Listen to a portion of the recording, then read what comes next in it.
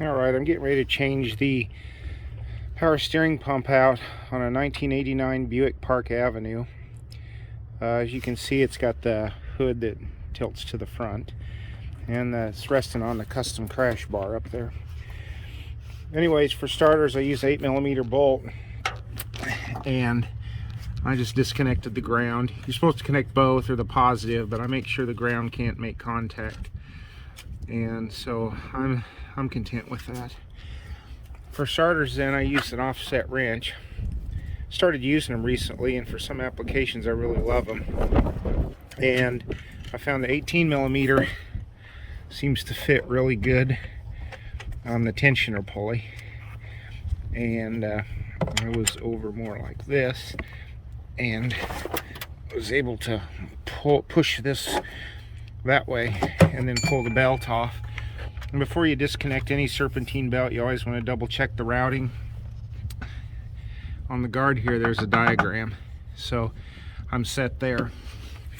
Next step, looks like I'm going to be disconnecting the low pressure side back here, and then I've just got a couple spare drink cups. I probably only just use one, and a pump, and I'll pump the reservoir out. And I got the low pressure side disconnected. I had this marker, Milwaukee marker, that happened to fit in there, so I shoved it in there and tightened the hose clamp down to prevent any fluid from leaking out. I'm going to go ahead and pump this next. This worked wonderful. What this is a flare wrench that accepts a 3/8 extension, and this extension is actually part of a set that Harbor Freight sells, and there's 3 different sizes of these. And notice how the ends aren't square, they're kind of rounded, and that introduces a little bit of a wobble, so you can get a little bit of an angle on this, which is perfect when you hook that with another wobble extension. That's even a 4th size, so maybe there's 4 in the set. And I was able to, I'll have to replicate it here. Let me put this together. I was actually able to get that 5/8 flare-in socket right up under there, and there's a fitting. Now I've got a paper towel and a vice grip keeping the end clean. I've moved it over here, but I was able to just get it in here and pop that loose, and when it went, it popped. And so I've got that done on the end of this little tube here. It's a tube about that long. I'll probably show it to you when I get it put together, but it had this O-ring on it, and that is so critical to replace. It's brittle and it needs to be replaced. So what I'm working on now, it looks like there's a couple 1/2-inch bolts, one here and down in here. And other videos I saw, I've never really touched on it. I was looking at it and coming in here, but notice there's holes in this pulley, and I think you can line them up, and you can get a socket right through there. So for the top one, I'm just going to work it out here. It'll have to come through this hole, but to loosen the bottom one, I'll get a wrench set up and pull that out, and then this the whole pump assembly can come out. All right, I got the top bolt out. This extension is just a little long. I was kind of working at it from the side there, but you can see my socket going through the pulley, and I've got that bolt loose. So I should be able to just reach in here and slide it right out that hole, just like that. And it's a pretty long bolt, and when I pulled it out, that popped up. That's just a support that goes down in there to help hold that. So when I go to put this back together, I'll have to push down on that and get that lined up and get it started. So I'm going to work now on getting the bottom bolt. It's just 180 degrees straight down from this one on the other side, and I don't think you can see it. I'll be working blind, so I'll see if I can get it cracked loose and then give you an update.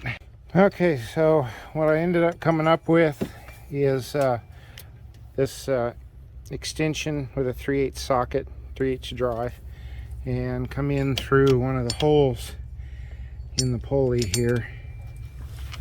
And I don't know if you can see it.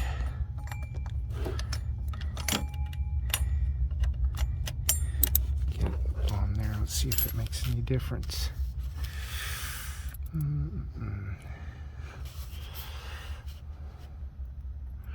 Yeah, there you go. You can see my socket right there turning. And when I did that, the whole pump started to rotate. So once this bolt is out, I'll just extract it through the hole that the extension and the 13 mil socket is in, and then the pump will be free. All right, so I've got the power steering pump removed, and now we got to get the pulley off. And my local O'Reilly's has this kit. I've never done this before. It's pretty straightforward. You have this locking collar, and you somehow get this all set up to pull the pulley off using these different mandrels. So I'll get it all set up and then I'll come back and show you. Okay, I got it set up the correct way now. I had to remove this piece off of there because that was, I think, used to install it in another application. I threaded it on here, and so that just bottoms out in there like that. And then you put your pieces on like that. We'll get this set up here. Get the ring on there. We'll put that in there, slip the ring over it. And so now, with that in there, I can actually start backing this out. So I'll have to use a couple wrenches on it. And by hanging onto this and backing this out, it'll push in and extract the pulley off. So I'll go ahead and do that off camera, and then I can kind of document it part way through. All right, here's my setup. I put a crescent wrench there, and then put this one on here. And as I held this one finally pulled on this locked collar, and now the pulley is loose. So let me get this out of the way, and that should just pop right off of there. There we go.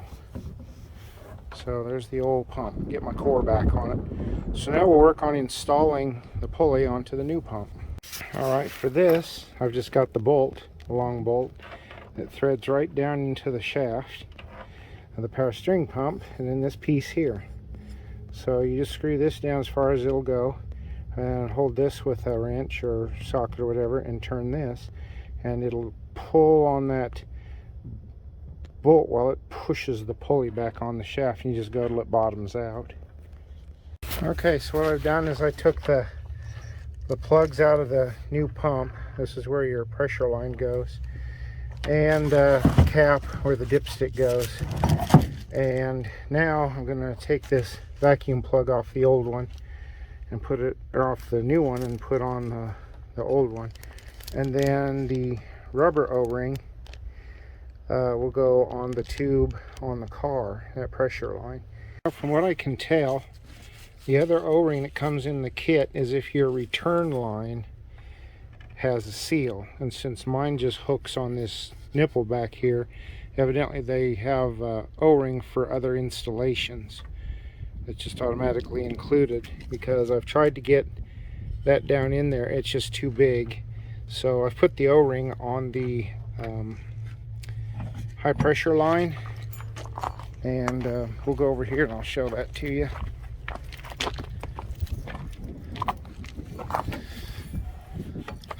And there it is right there. I've got the new O-ring on it.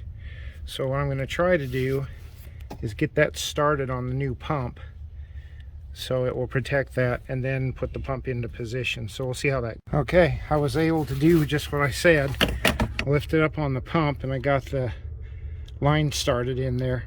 And you kind of want to wiggle the line around in 360 side to side as you're getting it threaded on, probably towards the end, just to make sure that O-ring is seated in there good and proper.